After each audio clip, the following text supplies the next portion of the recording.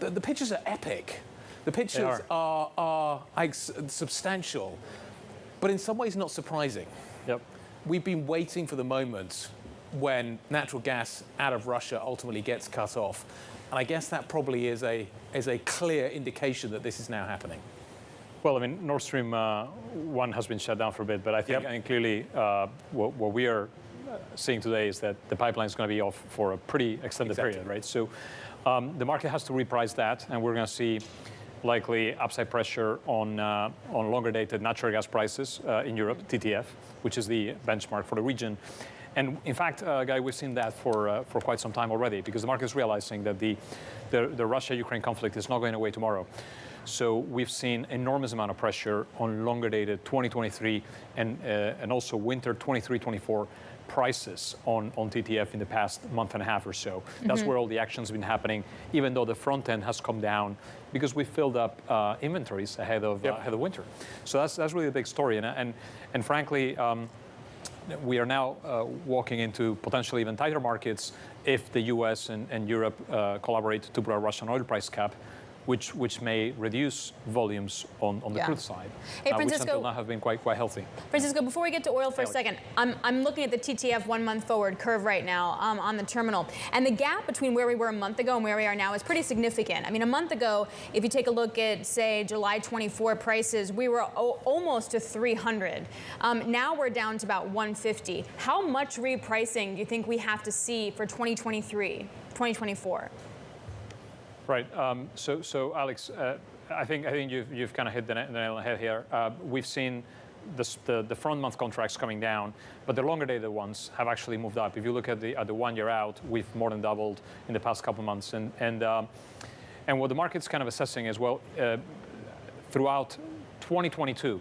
We've actually had a lot of Russian gas coming through until Nord Stream 1 was shut down in June. So we've had 6 months of Russian supply that have helped build those inventories. Now we have to do the same thing again in 2023 without those Russian volumes. That is the main concern that we all have for European energy in the year ahead.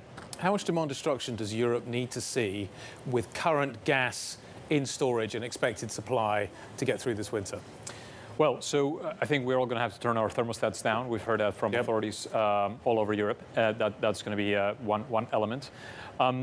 We're also seeing factories in Europe shutting down. So we've seen steel production, aluminum production, fertilizer, methanol, even refining capacity in Europe. Really a whole lot. Anything that uses energy is being curtailed and is being imported. And then just generally, we're seeing also some factories essentially potentially being curtailed into the winter. So it's going to be tough, but the real answer, it depends on the weather. We have to, in some way, as I like to say, pay and pray. We have to pay up a lot of money to keep European gas flowing in from Asia, displacing essentially gas burn in Japan and China and Korea to be able to bring it to Europe, but also in Bangladesh and Pakistan and Brazil. So that gas needs to come here. And the second thing that needs to happen is we need to pray for milder weather into the winter, because a synchronous cold winter across Europe, Asia, maybe US, would be very catastrophic for energy markets. Francisco, we have seen a lot of gas to oil switching, as oil in essence is cheaper than gas, in addition to other switching as well. But then we get this report that potentially Russia is looking to propose that OPEC Plus cut 1 million barrels of oil a day from production. No surprise, that's coming on a day like today. Right. A, do you think that happens? B, what's the ramification of that? So, look, I mean, OPEC is meeting up next week. We've picked up 2 data points in the past month or so that are very important when it comes to finding a floor for oil prices and for energy generally. One is coming from OPEC. OPEC last month didn't implement a big cut. They delivered a token cut, but nonetheless a significant cut, because OPEC had never cut production before over $90 a barrel. So that's the first signal. And I think Prince Abdulaziz and the rest of OPEC were very clear that if prices keep coming down, they're going to take production away from the market. And then the second element we talked about in our research, which is what we said 80 is the new 60 for oil, meaning that we have a higher so-called put on oil prices, is coming from the US SPR. We've emptied out strategic storage, and we're going to continue to empty it out through October. So really, we need to refill that government strategic stockpile in the year ahead, and that's about 500,000 barrels a day of incremental demand from that element. Why do we need to refill it? What's the purpose of refilling it? Well, the purpose of refilling it, guys, is essentially to be able to weather the next shock, right? I mean, we want to have some levers to be able to tame down potential upside pressures or war events or essentially anything that gets thrown into the Western world. But that is a good question. Why we could let the market do the work? The US is energy independent. It produces a lot of oil.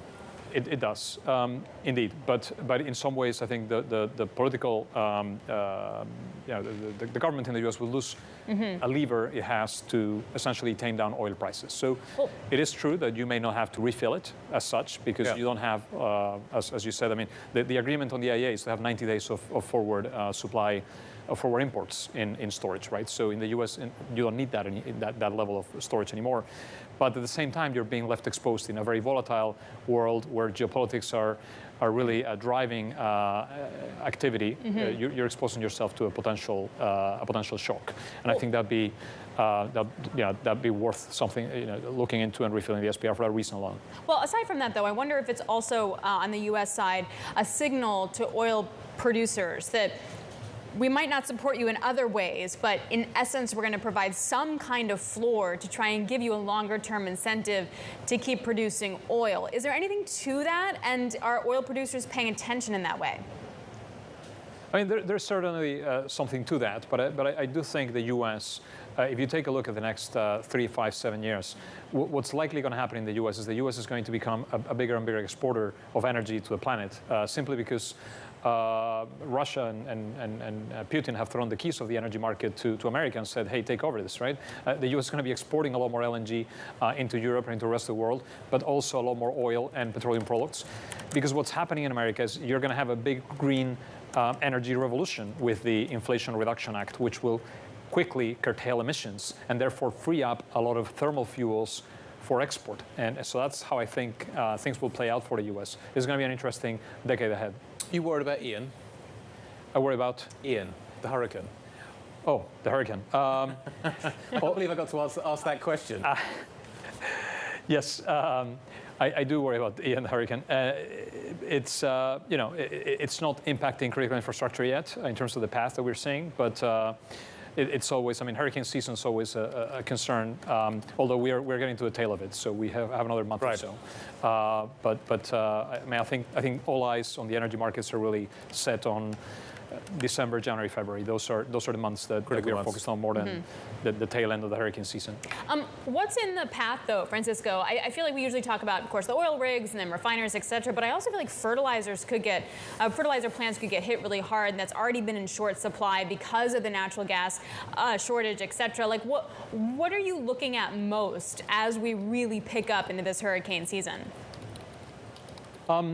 Look, I think when you think about the key drivers of what's happening on a global basis is we are seeing the replacement of supply of key energy-intensive commodities in Europe, like fertilizers, for production elsewhere. So obviously, we're seeing more production in the U.S. Gulf Coast, more production in the Persian Gulf, in the Middle East, and any impact that any climate activities may have on those regions of the world could obviously alter the ability of Europe to fill that gap. Because ultimately, that's what this is about. It's about filling the enormous gap, the enormous void left in Europe by Russian energy, which in the case of natural gas alone is about 10% of European supplies, or about 3 million barrels a day of oil equivalent. So all of that's being readdressed across the global supply chains for energy, but also across the entire commodity world. We are seeing a big reshuffling of activity being pushed out elsewhere.